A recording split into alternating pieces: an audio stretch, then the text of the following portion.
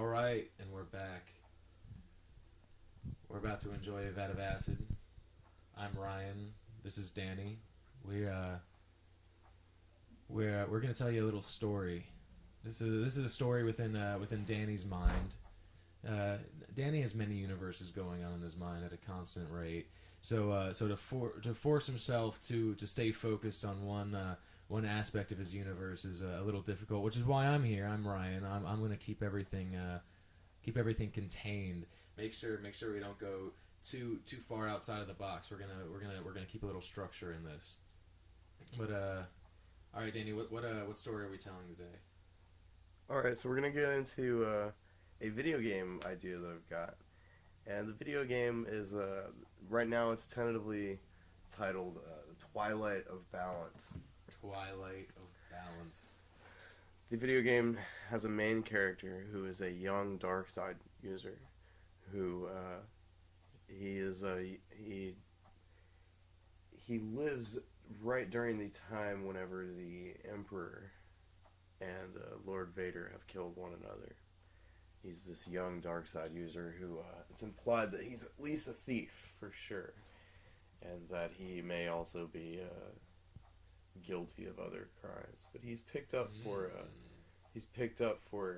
some manner of petty crime on whatever his home world is, and he sort of laughs off the idea that he's being picked up for the small crime that he is being picked up for, because Like a half gram of weed in his pocket. Like, come on, man. Like, I pulled off heists. I've robbed banks, and you're gonna pull me in for this? exactly. So your character, you get to be this game is a little bit of a taboo because first of all, the time period that it exists in is a little bit of a fragile area to touch upon because it's directly after the death of the Empire. There are plenty of stories written in what they call legends now, which is the stories that were written before the Disney's reboot with The Force Awakens. Disney decided that there were only going to be certain stories that are going to count towards the actual continuity of all of the movies that you see from now on, and where their storylines are going to go. Excuse me.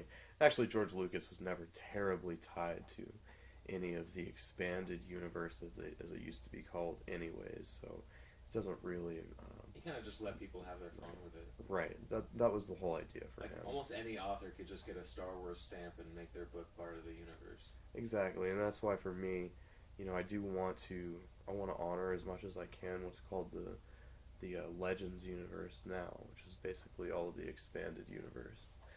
What's now canon is simply the movies themselves, and which is now what is the sixth of them, and then the seventh one with Force Awakens. So the movies themselves, and then the Clone Wars, Star Wars Rebels, those two TV shows, which more or less follow the story of Ahsoka Tano, and then also there's a whole, I believe it's a comic book, but it's some sort of story of Darth Maul. In any case, outside of that canon, there is as part of what they call the Legends canon, there are some stories of some things that happened after the Empire, which I kind of want to honor those stories, but I am going in my own direction. So we're taking if you're a general fan of Star Wars, there's going to be a lot of lore that you're going to recognize and enjoy, but Danny's going to take it in a little bit of a different direction. Hopefully, yeah. Awesome. Hopefully that's the idea. Awesome. So this is taking place. It's taking place right after the death of Vader and Sidious in that little power vacuum. Your little antagonist. Yes. So early on in the story, you're going to hear stories on the holocron of this new group who call themselves the Imperial Knights, which, as I mentioned, they are this group that they did exist in the comic books, which I'm going to have my own version of them. They're going to have a similar look and a similar philosophy, but I'm kind of creating my own characters for them just to kind of have my story have its own flavor. But in any case, in this story, the Imperial Knights just to keep them as separate as I can from whatever other stories other writers are trying to write. In my story, basically they were the remnants of the Force users that Lord Vader and Lord Sidious were still gathering. And whether or not they were dark side inclined, they were trained by the Sith Lords to be their personal bodyguards. And in my story, I have this one character who she is the sort of the lightsaber and combat trainer of Vader's personal guard. Oh, excuse me. And she's a bit of a dark side prodigy, and she becomes a very important character because she actually ends up being the main overarching villain of the story. Who she's just this terrible villain who she's the type that can't get a bullet in the head fast enough, or a laser beam in The Simpsons. But so the Imperial Guards are being trained by Darth Vader until he brings on right this prodigy who begins to start well, training the rest of the Imperial. Well, Vader always had his own personal guard, his royal guard. I'm sure they're the cast that you'll see in the red suits, which look really cool. Suits. Yes. So they usually wield force pikes, which are supposed to be these weapons that have a very very high intensity vibro blade at the end of them. Vibro blades are really nasty weapons. The force pikes are supposed to be strong enough to where you can tap somebody with them and almost like explode their flesh with the intensity of. No, they're called vibro blades or vibro blades. Vibro blade like is the tech behind them, yeah. Yeah, okay. And vibro blades are used in several weapons across the galaxy, and basically it's exactly what it sounds like. It's just a blade that is vibrating. Well, I mean, if you're gonna create a universe where you believe in panspermia and crystal life, then obviously you're gonna believe in that all things have frequency. Yeah. And if you can attune to that right frequency, you can do just about whatever you want. Yeah, so vibroblades are actually really, really gnarly tech, and that exists in the Star Wars universe. And the Emperor's Guards, they do wield a very high intensity. Now, it is implied that not all vibroblade technology, stuff that's wielded by fairly common guards, for instance, it vibrates at this rate that you can hear it. It's it probably makes some sort of weird sci-fi sound or whatever. They say you can actually hear them.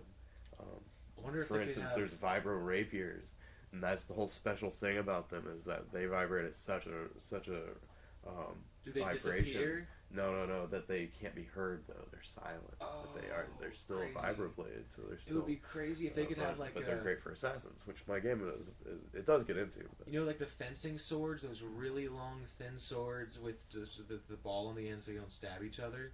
Yeah. If you could have a vibroblade like that vibrated at such a frequency to where you couldn't see it. Yeah, that'd be neat. That'd be crazy. Yeah, I get where you're going with that. So the Imperial Knights, though, they come on the holocron, and I wanted to change the leader of them because not that I'm not a fan of the story that already exists, but I just kind of want to not make a nod to it, and mainly I need to tell the story of this character that I've already kind of explained is going to be the main villain in the long run, but she is this dark side prodigy who uses the Force to hide her actual true power at all times. So even after she was picked up by Darth Vader during the time whenever he still was looking for Inquisitors, it was always really vague to him. He could never quite tell how strong this Kaminoan that he'd found, how strong she actually was in the Force. But in any case, she's the leader of Vader's personal guard, who are supposed to be the only Force users. And they're called the Shadow Guard. They look exactly like the Royal Guard, except they wear black and they have red visors, whereas the Royal Guard wear red and have the little black visors. Terrifying, but as a little tribute to Darth Vader, maybe. Right. In his passing. Right. And they already almost look like little Sith minions in every sense. And they're used in the Force Unleashed, which is another game that now is just Legends. But I really like how they were using the Force Unleashed because they actually, you got to see them in battle, and they came out the Shadow Guard, and they wielded these pikes that were actually lightsaber pikes, and they had red lightsabers on the ends of their pikes, so they were in a certain sense like little mini Sith. Vader was at that point kind of almost sharing his power, but I want to explain that there was some. It was not like a new Sith Academy. It was being very, very highly regulated, like everything that was going on in the Empire. And basically, this Kaminoan, who technically she could go by the Grand Inquisitor as her actual title, but if you can imagine her as the leader of the Shadow Guard, Kaminoans were like 10 to 12 feet tall, something crazy like that. But if you imagine this super tall female Kaminoan wearing the Shadow Guard outfit, so it's the same like very like hood and cowl and full body cape, robe type. Just about twice as tall as everyone else around her. Yeah, exactly. And she wields also, just like all of them, a pike, but her pike is super long, and then she's got a lightsaber on the end of it also. And she trains them, but her thing is she also kills off a lot of them during training. So if you were going to be a member of the Shadow Guard, you were willingly devoting your life to learning the dark side of the Force in order to protect this Lord of the Dark Side who is like And if you weren't strong enough, oh yeah, or if you were just she was having a bad day and you piss her off the wrong way, right? Done. This combat trainer, and she's a little like most Kaminoans, she seems a little off almost, but in reality, she's a really dark character. She's actually hiding how strong she really is. Because all the Kaminoans seem kind of like sociopathic to an extent. Exactly, yeah, they're a little odd as characters go. But she's this very much a background character. We can kind of introduce her if we want to introduce the Imperial Knights right away. And I do kind of want the main character in the story. He will find out about them very soon, very early on in the story, because they're gonna kind of serve as like the goons in the story that, in a video game setting, you're gonna run into the Imperial Knights, and they're force wielders with lightsabers that you're gonna have to deal with as a character in that world. Starting off, you're gonna be like, oh my gosh, okay, I need to watch out for these guys. Right. Oh my gosh. So their deal is Darth Vader acolytes. They were once the Shadow Guard, but the Shadow Guard either get killed off by this scary, tall Kaminoan leader of the Shadow Guard, the Grand Inquisitor. They either get killed off by the Grand Inquisitor during their training, or they get handpicked by the Emperor. And no one's quite sure what happens with them. But for the purposes of my storytelling, I'm going to explain that the Emperor basically reassigns his royal guard one by one. There were some scenes where there were some guys that wore like a blue suit that was really similar to the Shadow Guard and the Royal Guard, but it was blue. And it didn't look quite as well, quite as good, I want to say. So they changed the coloration of the suit to red later on. But I don't know. For the purpose of my storytelling, I might want to just explain that those guys were still great fighters, so they would have been reassigned to something like that. Maybe they just had to wear the goofy blue suits, that just weren't as cool. But the Emperor was handpicking some of the best Force users out of the Shadow Guard to be his new Royal Guard, and so the Royal Guard was now personal dark side acolytes of the Emperor, and he was training them to be his own personal bodyguard. No one was quite sure how many of them there were, or how strong they were. And for the most part, they did. They still wielded force pikes, and it wasn't really told what their abilities were, because the Emperor, Palpatine in the old stories at least. In the movies he does use a lightsaber, but it was always a thing that Palpatine was less interested in using lightsabers himself, and he wanted to focus more on Force lightning and using telekinesis. He was the type that would throw you around the room and then shoot you with Force lightning, and that was his deal. So I like the thought that maybe he was training his Force users to be like, he was like, Never mind the use of a lightsaber. I'm teaching you things beyond that in the dark side. Kind you of know? be the opposite of what he did with Darth Maul, whereas Darth Maul was not trained in the Force at all. And Good almost parallel. Yeah, exactly. I like that comparison. Darth Maul was a strictly tactical lightsaber user. He had his droid. He had literally like droid drones that would help him fight because he was all about the tactical assassin aspect. Yeah, I like the fighting droids. By the way, that's another really cool. Well, he wouldn't even before But- he even set foot on Tatooine in what was that movie called? Episode 1, Phantom Menace. Before he even sets foot there, he sends he sends those 3 little round droids to go scope out the territory. It's strange. Yeah, I remember them. They're pretty great. There's a couple Inquisitors in the Rebel show that's their deal. Is they have like a couple little like tiny probe droids that are like their pets. Yeah. But in any case, let's see. So, But these guys are definitely gonna be more powerful in the Force than Darth Vader, or not Darth Vader, but Darth Maul. The usual, they're going to be at least stronger than the usual Shadow Guard member. So, whenever the Emperor is killed by Lord Vader,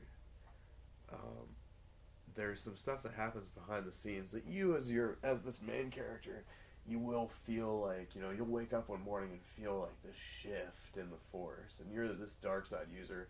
I kind of want to imply that you as a main character, you actually do have some knowledge of the Sith, almost like that on your planet there was the stories of the Jedi and the Sith that used to fight each other in old times, and every once in a while there'd be someone with a red blade, and you knew that they wielded the dark side, and that always the Jedi would prevail. But the tragic thing about the story is that no matter what, the dark side did prevail in their world. That's the reason why they were in these dark ages. But you as this young dark side user, maybe you remember hearing those stories as a child, and it would actually be a kind of a fun way to open the game, is to have you hearing those stories. And it's like, I remember my parents telling me them, and like you look up and you're like, and I knew that someday I was gonna be a Sith, right? Because like you just knew. My parents told me about the Jedi Wars and everything that happened between the Empire and the Jedi and the Sith, and all I could think is, oh my God, I can't wait till I can become a Sith myself. Right. So this game is gonna be kind of dark. It's supposed to be for those kids that all the time as a kid they would watch the movies with the heroes and such, and they would see the villains and they'd just be like, dude, those guys are cooler. Like someday I'm gonna be a super villain, because I don't know. And it's not a far-fetched idea either, because it's been done before. And you wouldn't really know it unless you were deep into the lore and you played all the old games. But it's a concept that is very well thought out and could very well be done if the right team picked it up. Right. So is your microphone picking up? Yeah, my microphone's picking up. Wah. Okay. I'm just checking on you. All right. So, but I appreciate it. I hear everything coming through the headphones.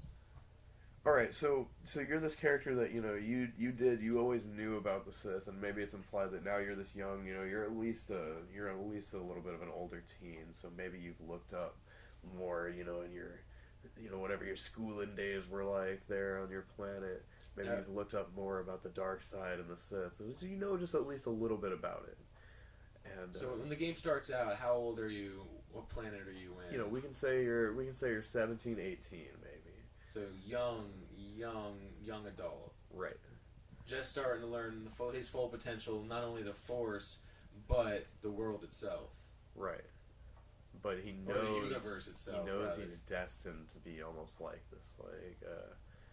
He knows he's destined to gain a bunch of power. Be the next big rock star, basically. Almost, yeah, exactly. In a certain sense, yeah.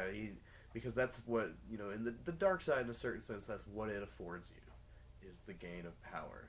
That's why it's like you don't want to go down the path of the dark side, because it is the promise of power, and power comes with power comes with corruption, Yeah. That's the whole.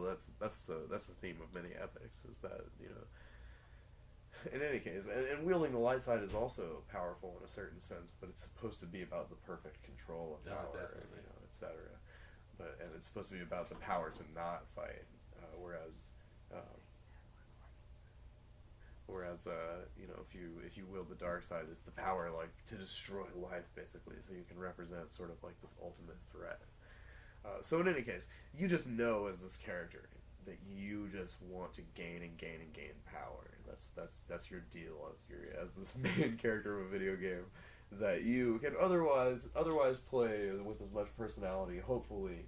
Now, do you name this character yourself, or is it? You can get to name this character yourself. I sort of have this idea that the other races will show up in one place in the game. If you don't pick that race, the other choosable races they'll show up at a later time in the game. And you have something like 12 different races, right, that you can choose from? It's 9 that I have chosen right now.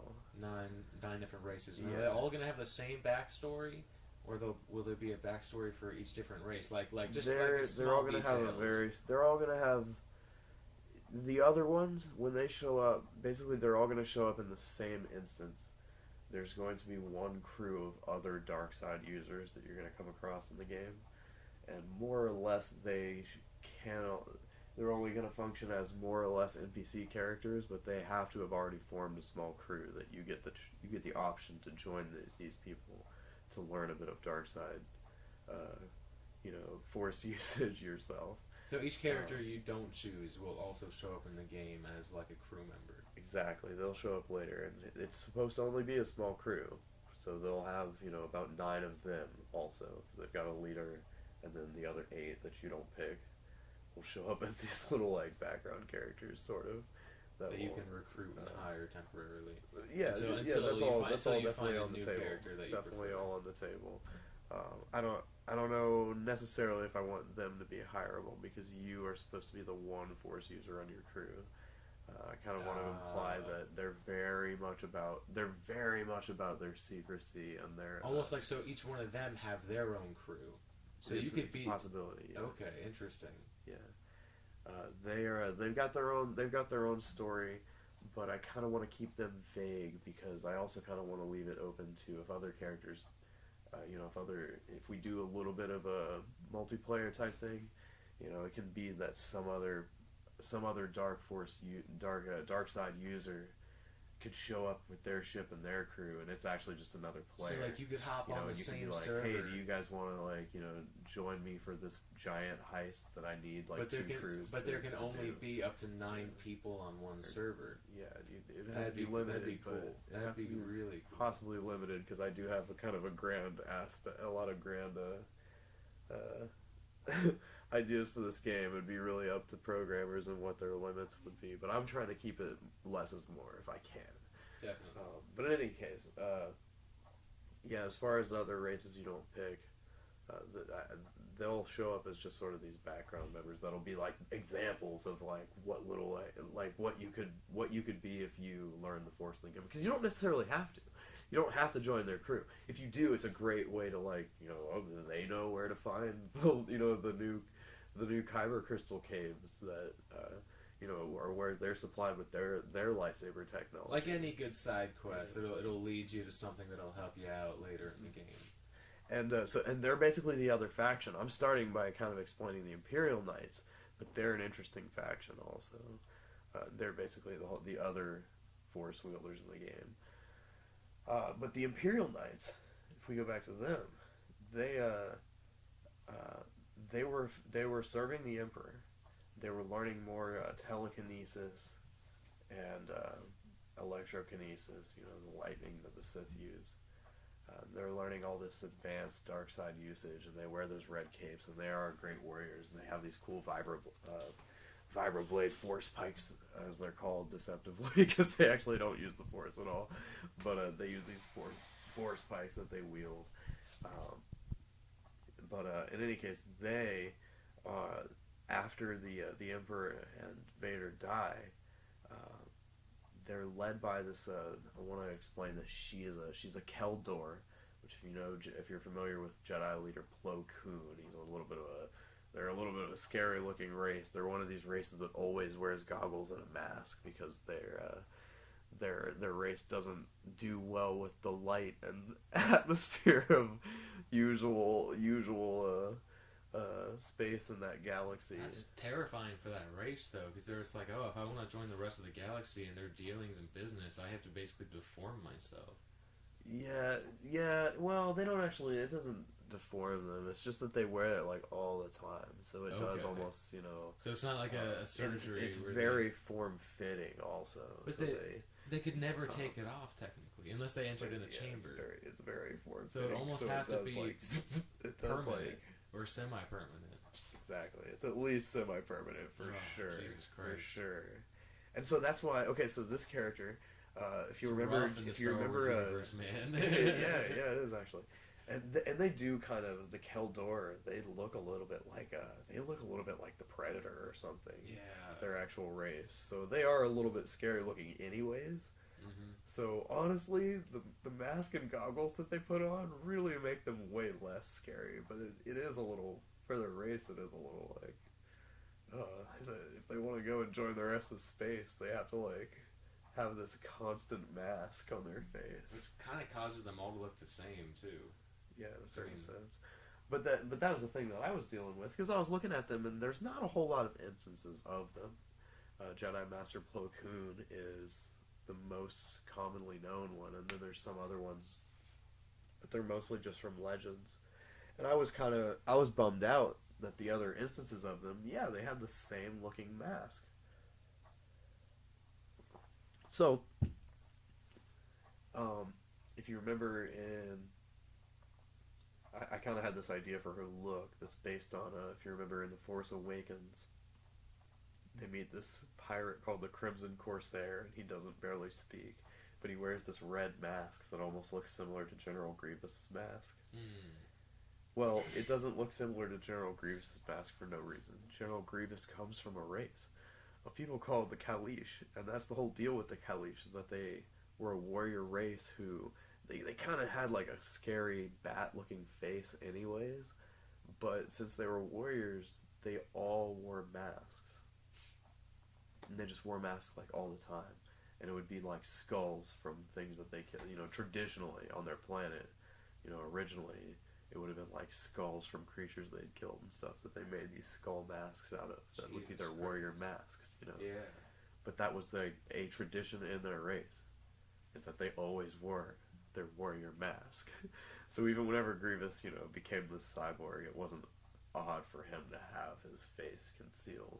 You know what I mean? Because that was just a tradition with his race. Or his anyways. lack of face. I'm pretty sure all he had were eyeballs. Right, yeah. Did he even have eyeballs, or whatever was it just his heart left over? Whatever was left of the poor guy's actual biology, I'm sure he didn't have much face to show anymore, one way or another. Guy. He did have eyeballs, though. Did he have eyeballs? He had the eyeballs of his race, so he had some sort of... Well, he had to have had his ball. He had to have had some sort of brain intact in order to do it. Yeah, I don't really know much about too much about his character specifically, but I do know that their race. It's kind of an homage to what Darth Vader could have been. Oh my gosh, if he wasn't held back, by Sidious. I think he was greatly held back by Sidious. I think you're definitely right about that. Yeah, he could have had multiple interchangeable arms. He could have not felt pain whatsoever. He could have had like super strength, been able to like punch through walls. He could have been able to do whatever. I think you've hit the nail on the head of why a lot of people had trouble with the character of Grievous in general, because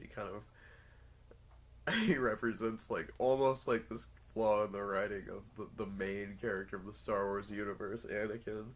And that really, if the Emperor wanted to make him super powerful, he could have made him like an amazing robot. But the Emperor didn't want someone who'd be more powerful than himself. He wanted somebody that he could control. And that's just, it is just like an understated rule. But man, did the character of Grievous just make that like a glaring issue that had to be tackled? You know what I mean? Yeah, but the problem with Grievous though is Grievous didn't have force power, because he was almost all robot. Like he didn't have any biology to channel it through anymore. Yeah, true. So let's see. The Kaleesh. They wore these masks. So this character, the Keldor, I kind of just had this idea where maybe she she was a very well-to-do at this point uh, person in the Empire.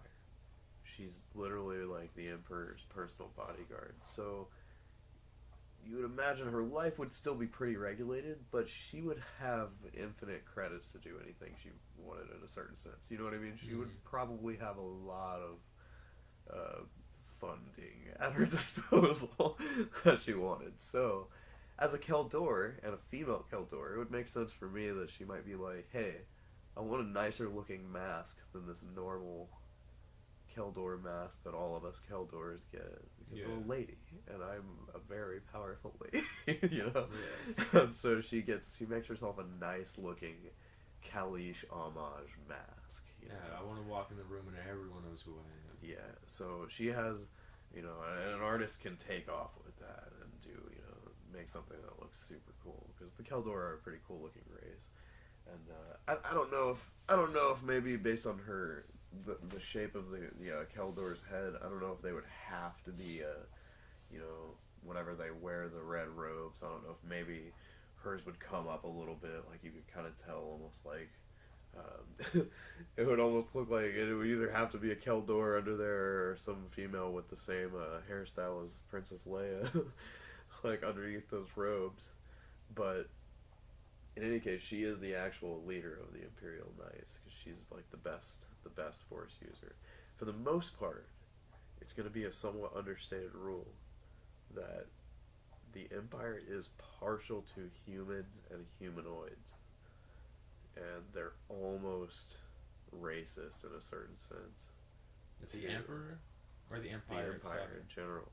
The galaxy under the Empire becomes very, very like it. Like we talk about white privilege in our world. In the Star Wars universe, it's very much human privilege. Human and humanoid privilege. Yeah, dude, they've created a world where there is like a little bit of a understated racism that goes on real heavily in Star Wars, but they don't really talk about it. Basically, it's all about it's towards humans and humanoids. Yeah, as if humans are the greatest thing that's ever entered into the galaxy. So when these ugly-looking aliens like Ithorians come by, they're like, "Whoa, with their giant weird-looking head, they're like, be out of here, rebels," or like alien scum or whatever, because they call people scum. Yeah. but yeah, it is Jabba and his kind and his whole deal that they have going on in the huts and stuff like that. They kind of exist under the Empire because they still have to exist, but they're very they've been kicked into the Dark Ages in a heavy way. You know what I mean? Like they're on hard times, and they only stick together not out of coincidence. They're it's weird because if you go into if you're playing on the other Star Wars games, if you go into a repair shop, it's gonna be some crazy alien who knows how to repair stuff. You go to the gun shop, it's gonna be some crazy big old alien with a whole bunch of guns. But if you go to a hospital, it's always a human doctor. Right. Yeah. Anything that's government funded is basically gonna be human taken over under the Empire for sure. Humans and droids. And humanoids. There's there's General Thrawn in the Rebels. If you look enough like a human, you can get away with it. If you're on two legs and you're around 5-6 feet tall. I haven't finished Rebels, but there is this character named General Thrawn that shows up, and he's actually the Grand Admiral, who would actually technically be the one who would take charge of everything after the Emperor would die. So, and I don't know. General Thrall? Thrawn is what he's called. But he's a Chi, and the Chi, I think they're called the Chi. It's either the Chi or the Chiss, and I'm just saying it wrong like an idiot. But well, let's call it the Chi. With it. I think it's the Chi, maybe. Who knows? But I'm sure there's tons of fans that know. I'm gonna get they're gonna be screaming. They're gonna be screaming at the computer. You're fucking wrong. What do you know about the Star Wars universe? You shouldn't write anything. I shouldn't write anything. In any case, this character is a completely blue humanoid with reddish eyes, and that's all that race looks like. Interesting. But he's very high ranking in the Empire. He's the Grand Admiral. So this story, so it's several, maybe a couple days after uh, the the two Sith Lords kill one another after Luke redeems Anakin. Uh, you start to hear on the holocron about the Imperial Knights. So you see the face of this Keldor leader of them. But she speaks very kindly, even though she looks terrifying. And she's This like, is the one "We with the are." special mask, right? Yeah, Yeah. and she's like, "We are Force wielders who believe in order. We believe in wielding, using the force of the universe in order to bring order. And we still believe in the Empire. And we believe that if you also have the force, that you should help us, and you should be a knight for the eternal Empire that'll like last forever. Even though the leaders have killed one another." And the thing about her backstory is that they are the remnants of the Imperial Knights. They're not exactly the Shadow Guard. What happens to the Shadow Guard is tragic. This character that I was telling you about, the Kaminoan, after the Emperor and Vader kill one another, she feels a shift in the dark side herself, and she realizes that there's so much more power to be gained. And so she immediately says, "I'd like to convene together all of the Shadow Guard, who are technically under her command. She can just tell them all to come She together." trained them all. Yeah, she's got direct access to them, right? And she's like, "All right, I want to bring all of you together." And of course, maybe some of them could be scared and realize, no, I don't want to have anything to do with her. She's scary. She kills took us. out both my friends, man. I was alone in the Shadow Guard. Yeah, exactly. Yeah. And so maybe some of them escape and get to be part of whatever the bigger story in the video game is, or whatever. But for the most part, this Karasa Loai is going to be her name. She murders all of them. The leader of the Shadow Guard, the Grand Inquisitor, just kills all of them. And then All the Shadow Guard. yes, So she kills all her acolytes. right. She kills all her own students, basically, that she was supposed to be training in combat. And It's like worse than Anakin Skywalker. a little bit. Killing all the younglings. Yeah, very much a parallel to that. And then she goes, all right. She feels it for sure, and she's like, okay, for every dark side user that I kill, I become stronger. And she realizes that that's the deal with the whole Darth Bane legacy of the Sith, and the whole reasoning behind the rule of two, and the whole reason why the Sith will always be stronger if there's less of them, is because it's almost like when nobody else is a conduit of it, you get to be the strongest conduit of it. If you're the only one left, you get to be the conduit of all of that side of the Force at once. Yes, because there's always a balance. Right, and so, and Darth Bane, he instituted the rule of two, which makes sense for immortal sentient, Mm-hmm. because then it's like, okay, I gain all this power and I become the most powerful thing in the universe, but I have to have at least one progeny To carry on my legacy. be the most powerful thing after I die, right? But Darth Plagueis, for instance, was a Sith who was after immortality. He specifically mentioned that he wanted to profane the rule of two.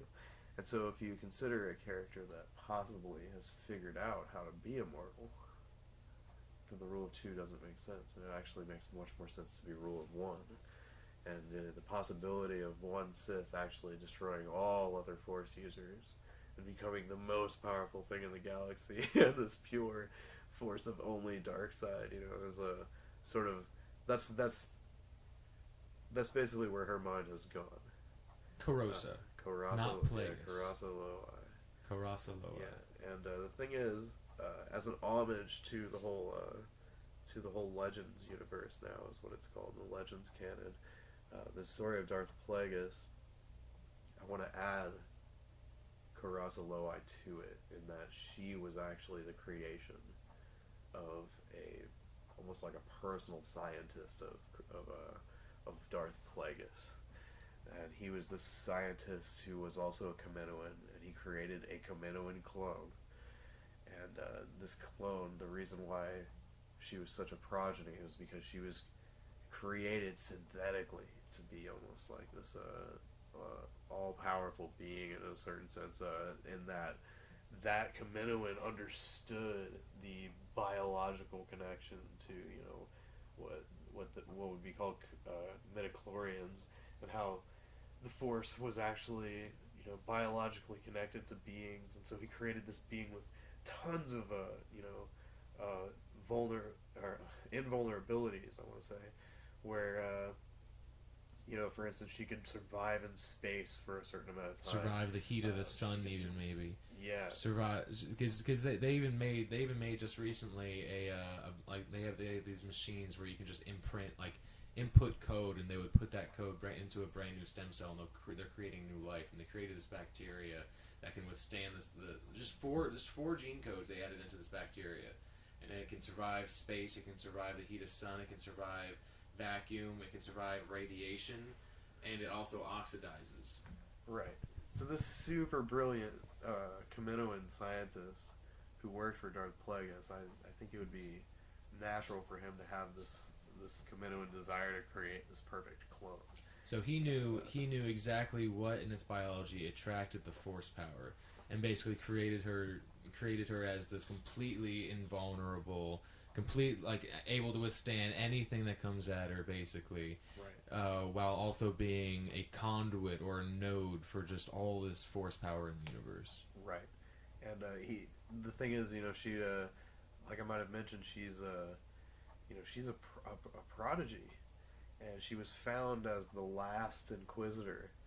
In that, she was found by Vader, basically more by her actions than him being able to sense her, because part of the very important thing about her power is that she can always hide her power. It's like almost impossible to tell whenever she's approaching or how strong she is at all. Or maybe she doesn't have any power herself. Maybe she pulls it straight from the universe as she needs it.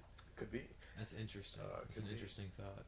And she's almost like the exact opposite of Anakin Skywalker, who was a chosen one, almost born as Jesus Christ to the Virgin Mary, because he has no father. He was born of pure midichlorians, almost like a pure manifestation of the Force. Whereas this Carosa is the pure distortion. Right. Of science in the Force. Right, and she lives under the Chosen One's nose for almost his whole life. Yeah. In this story, and she's almost just kind of like forever young in a certain sense, but she is. I mean, she's a Kaminoan, so she's extremely tall. It would be hard to gauge how exactly old she is, anyways. But she doesn't really age. That was another part of her, how she was designed. She's just designed for, if possible, infinite longevity. Like a healing factor that's just so off the charts that they can't. He's like, I just tried to make it as powerful as I could. That was all he was trying to do. Was just try gets to her arm cuts off and grows it back within 5 minutes. Yeah, he's just trying to break the math on every aspect of her creation. So he creates this super strong clone, and she's found more by just her her actions on Sojourn there, where she was just sort of practicing, and she fights these monsters on Sojourn because she was I kind of want to tell this story about how whenever Sidious does turn on Darth Plagueis and destroys all of his places in Sojourn with the atomic weapon. And then he goes and plunders all of Darth Plagueis' personal laboratories on Bora, his personal island there on Munilist, which Sojourn was a moon of Munilist. So it's implied he goes and basically kind of ravages and plunders all of his master's stuff. But I kind of want to tell this little background story about how Rezo Loi does, the scientist that worked for Plagueis, he does save little Karasa Loi during that time. And so she lives like in secret there on the moon of Sojourn, which has now been blasted with atomic energy, you know. But she gets to kind of grow up in the wilds of Sojourn. But Vader finds her. She becomes this Grand Inquisitor, this crazy character who she ends up killing all the rest of the Shadow Guard after the death of the Emperor and Vader. Then to gain more power. She immediately says, "I must kill the other Force users," and so she says, "I'm going to now try to gather together the Imperial Guard." Her problem is she doesn't necessarily have access to them personally. They were only the Emperor's bodyguard. So she has to just go to where she thinks they're gonna be. And man, they can like they know what's gonna happen because they've heard about what happened to the Shadow Guard. They've been preparing for it. So they get ready to fight her, and they basically have this stand against her. And she comes in, and I kind of want to explain that there's maybe just like 12 of them total. And she comes in and just explains herself. She's just like, there can't be any other Force users. I'm getting rid of all of you now. And or maybe she's a Kamino and she doesn't have to explain herself at all. In any case, it needs to just be a scary scene. Less dialogue, the better. Actually, forget I say anything about dialogue. She comes in the room, she's ready to go. Pulls out her giant lightsaber pike, this giant spear, and just starts slaughtering them. She kills about 3 of them. And in the horror of the scene, this Keldor leader, Roll's team, I'm gonna name her, she holds on to her lightsaber, this lightsaber that she's got, which I don't know exactly how I want to explain that, how she got a lightsaber. But the Sith can kind of, they can synthetically create them, so it's a possibility she might have had one around. Heck, shit, maybe it was even the Emperor's. After he died, who's to say what happened to it? Yeah, that'd be a cool little story, like little plot thing to throw in there, if it's possible. Like I said, I want to leave stuff open for other writers if I can. This is supposed to be almost like a background story, Of course. But in any case. However she gets her hands on a lightsaber in order to fight the Grand Inquisitor, she does. But it's a red lightsaber. She holds this red lightsaber out in the middle of the horror, and she pledges to reject the dark side entirely in order to defeat this foe. She pledges to both reject the dark side entirely, but also to pledge her life to the light at all costs, and it is like that is the little sort of secret lightsaber ritual that it takes to purify a red lightsaber, and it turns it back to white, so it just turns it into this pure white bladed lightsaber, and Karasa Loai is like, oh, interesting, and so she only fights her for a minute. And she lives, and she's like, oh, that's very impressive. And she says, listen, because you've impressed me today, I'm only going to kill half of your people. And then she just kills all the rest of them. Like, no problem. Yeah. She kills all the rest of them that she states she's going to. She leaves 6 of them. Like almost as if she was like having foreplay beforehand. Yeah. And she it was like, oh, someone's actually gonna fight me. Okay, let's see what you got. Okay, cool. Well, that was fun. I'm just gonna get out of here. Everything's dead. Killing the first 3, she was just playing around, holding off 12 at once. Yeah. Kills 3 of them. Blah, blah, blah. In the horror of it, then their leader up and holds out this newly white lightsaber that she just used this hidden Force ritual to purify this kyber crystal, and the lightsaber turns white and just gains the attention of this Shadow Guard leader who is killing, who is on her 3rd kill now. She's like, oh, drops her 3rd kill. And the Imperial Guards were from were the elite of the Shadow Guard. Yeah, so the fight might have been somewhat intense, but she's doing all right. She's up to her 3rd kill whenever the white lightsaber comes out. Now her attention is gathered by that. She focuses only on her for a moment, and she sort of laughs it off, So maybe. she lets Committed ones don't laugh, but she lets 6 of them live, yeah, including the woman with the white lightsaber, including the leader especially. Yeah. So what happens with that crew? They're the Imperial Knights. They're the Imperial Knights. Yes. Interesting. The Grand Inquisitor, who she goes by Leader Moon now, or Darth Moon, Dark Lord Moon, who knows, whatever you want to call her, because essentially, she was created by a scientist who worked for Darth Plagueis. So in a certain sense, and she was trained by Vader, in a certain sense. So, in a certain sense, she is almost like the perfect, like, not only possibly the Sith RI, but she is like the actual heir to the Sith line in a certain way. So, as far as the way I have it written, so the way that story goes is that is she sort of catalyzes the beginning of the Imperial Knights, and that she holds out her lightsaber to Roll's team, the leader of the Imperial Knights, and she says, "I know what you're going to do. You're going to try to join others to your cause in order to take me out, and that's exactly what I want you to do." And so she says, "So I'm going to let you live. That's why I've left the 6 of you here today." But she kind of implies that she's strong enough to where she might have been able to just kill them all right then. Yeah. She's like, since you guys are devoted to the light, you're going to try to kill off the rest of the Sith, which just helps me in the long run. Yeah, so she's like, go ahead. Go gather other people. Bring them all to me. Yeah. Because Carosa, Darth Moon, knows where to find them. I mean, since she's fought them, she can probably sense their force energy. Because everyone has like a specific. The thing is, now they follow the light, and that's the thing is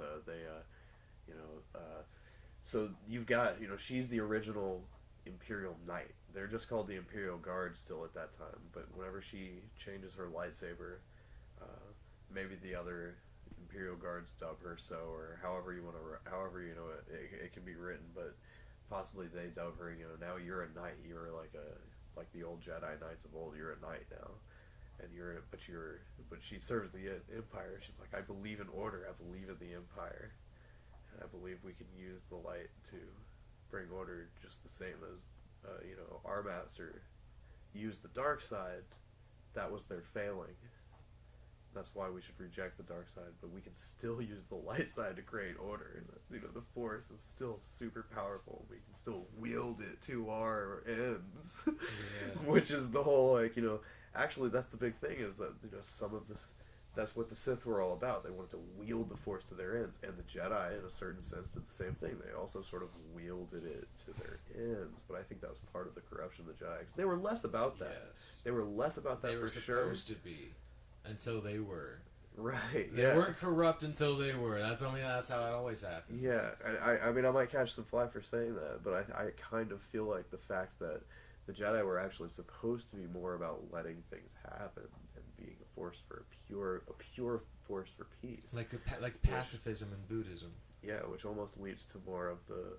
But then you've got the issue of chaos versus order.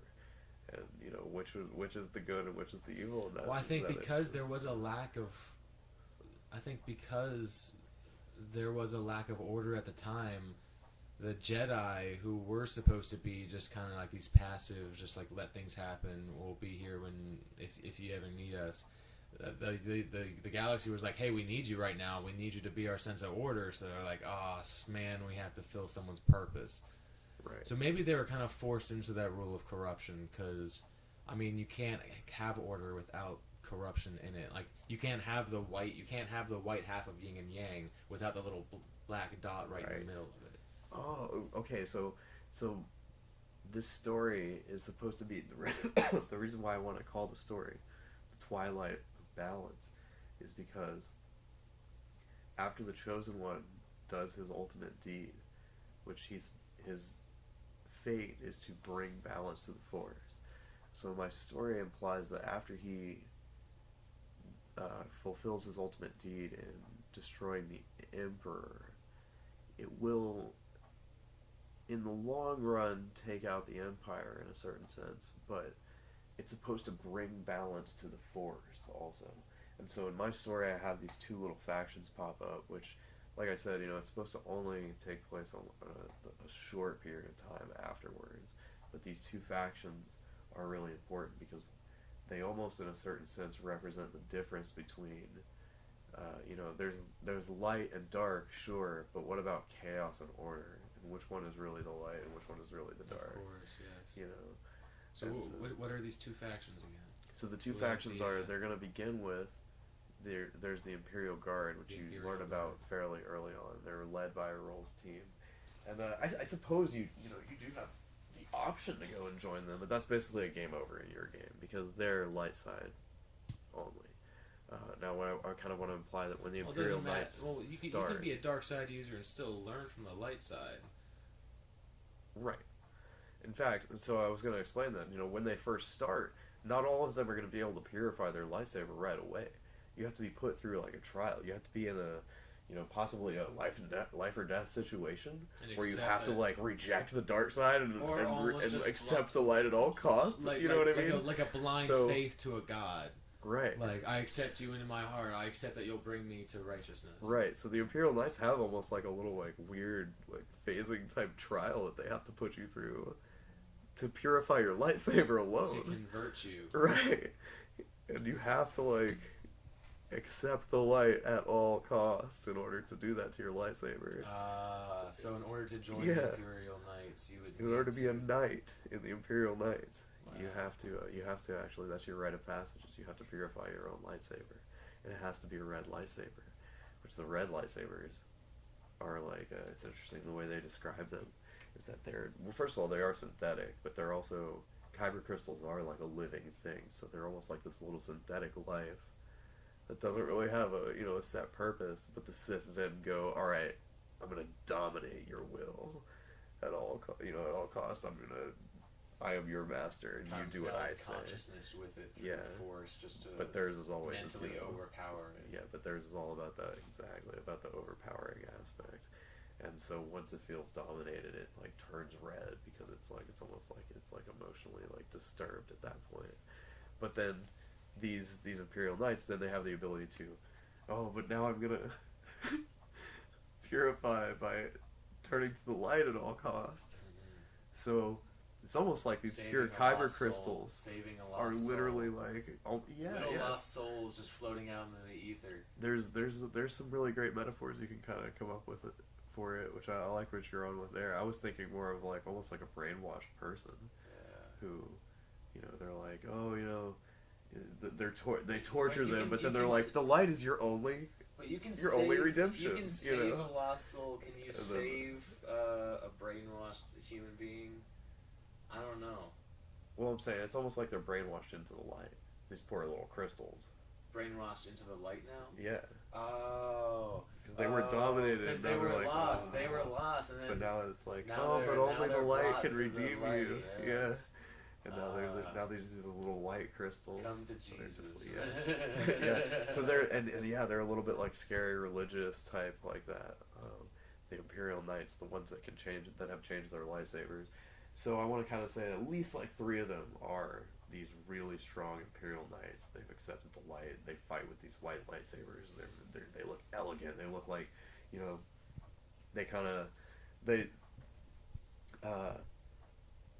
their outfit is based on the same Imperial Guard outfits that they used to wear, except it's more stripped down and they're wearing more like a white, the white armor that the stormtroopers would wear, except they still have the red cape, for instance. And now they've got this white lightsaber that they wield with it, but they're not afraid to fight, without their helmet, so they can show their true faces while they fight.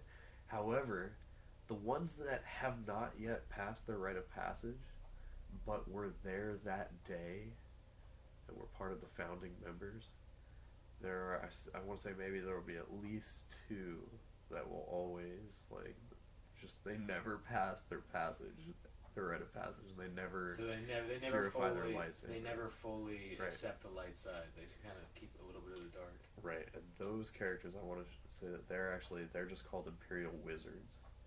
They only use their telekinesis and their force lightning, like they were taught by the Emperor. Interesting. They still have their force pikes too, which they could use that.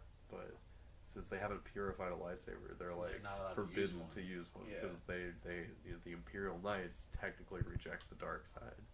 But they have were a part few, of the Imperial They Knights, have a so few it's not like they're founding gonna members get kicked out. Yeah, they're not who going to have get kicked out. never Of learned, have never passed that final passage. So it's almost like they're like the Grey Jedi version of the Imperial Knights. Dark Jedi. But they were there from the beginning, so they're still kind of like founding members. Yeah. So it's almost like they're honorary Imperial Knights. Grandfathered in. Yeah, and so there are some really interesting characters. They're called the Imperial Wizards, and they still wear the exact Imperial Guard outfit, like the Royal Guard would have worn the red. And so they still wear that exact outfit, and they only use the like lightning and telekinesis because they haven't.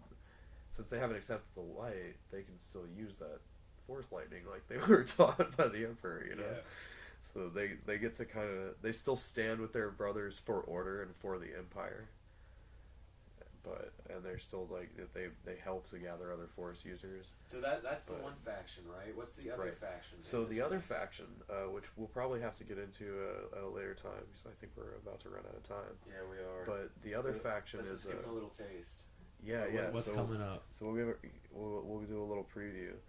The other faction is you're not, as a dark side user, you're not going to be inclined to want to join them, but after a little bit in the game, I kind of want to have maybe this short storyline where you get intercepted by this droid who's an unassuming looking droid, but he's much more powerful than he looks. It turns out he's an assistant to a very, very renowned gambler type playboy type character out there in the dark side of the universe. Not the dark side of the Force, but the shadowy side of the Star Wars universe. Where there's pirates and gamblers and stuff like that. Yeah, what was that island in the Pirates of the Caribbean?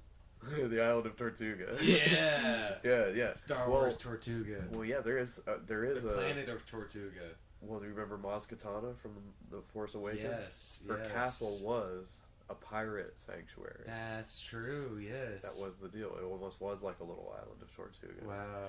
Well, Tortuga wasn't really a sanctuary. Tortuga was like, the line gonna get you, but another pirate will if you ain't careful. And so maybe not that castle specifically, but actually that's actually right what I was getting to, is that you get picked up by this droid early on in the game, and the droid will help you with like your little beginning of the game tutorial. And it turns out that droid, someone will eventually be like, oh, I know who that droid belongs to.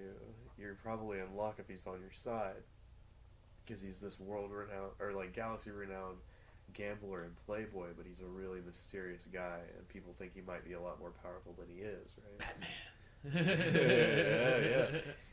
But, and then you go to this, whoever it is that, tells you that, leads you to Maz Kanata. Because she's supposed to be like 500 years old, and she's the pirate queen. Yeah. So you immediately in the game get picked up as so you're a thief, huh? And like, well, I might be something more than that. Hopefully I'm gonna be something more than that. Like, oh, you got ambition, you got fire in your blood. Okay, you come with me, you're gonna be a pirate. That's I don't know. Got the dragon's I don't know if breath. that's I don't know if I'm being any kind of racist stereotype with that, but that's kind of how the Weequays sound, right? I don't know, man. I didn't hear anything. Right. Just don't point it out. So the Weequay, maybe probably some random Weequay pirate is like, oh yeah, I know who you need to talk to, and they'll take you to Maz Kanata early in the game, and Maz Kanata is the one who will, she can kind of point you to all kinds of factions and directions you can go in the game, but since you have this character's droid on hand, she'll give you the option early on to be like, well, do you want to go and meet this guy? The droid will give you that option? Or Maz Kanata will. She'll be like, do you want to meet this character? His name is Will Chaser. Ooh, Will Chaser. She's like, do you want to meet the actual owner of that droid? And if you do, that's basically you're accepting the main quest of the storyline.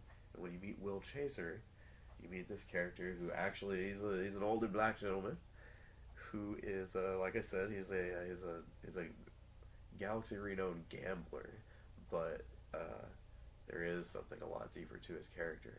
He's actually the young nephew of Mace Windu. he was a Oh boy. he was a Jedi Padawan who was around just during the Clone Wars a little bit, but he ended up being exiled because of his much like his uncle, his sort of obsession with balance between the dark side and the light side, which I want to explain that maybe that was something that Mace Windu had going on early, but that Mace Windu had conquered it entirely. Mace Windu walked entirely in the light. Of course. And so, of course. Maybe he saw himself in his young nephew, but he still decided to exile him, which might have been a difficult decision for Mace Windu at the time. Well, I'm sure he saw Mace Windu as some sort of a father figure, and although we do look up to father figures, we also see the flaws in their judgment. Right. So but whether or not Mace Windu was possibly tortured by his decision to exile his young nephew, who really needed his fatherly guidance. Probably, especially in his ways of the Force, he was, leaned towards the dark side. Yeah. And so Mace might have been worried about that. Probably when he needed the most guidance. Ironically, it does save Will Chaser's life to be exiled from the Jedi, because being exiled from the Jedi is what saves him from Order 66, whenever all of the Jedi are slaughtered. And so Will grows up, who knows, who's to say exactly what all of his background is, but Will has gathered a few other his background is what we'll be getting into next time. Exactly. All right. They're the new Dark Acolytes, and so you've got the Dark Acolytes and the Imperial Knights. And they're the two main Force-using factions, and they are, like you were explaining, how the yin and the yang. There's always the white dot in the dark, and the dark dot in the white, and that's I kind of like that you brought that out, because it's almost like what those two factions are. There's sort of a little inversion in the light and in the dark. So. I was on my mind for a while. I was trying to think of a good way to say that. All right, so we've talked about the introduction, where the timeline takes place. We've talked about the different characters. We've talked about Carassa, Leon, Carassa Loi. Loi is just a sort of a slightly islandy type sounding name that I just like the sound of LOI.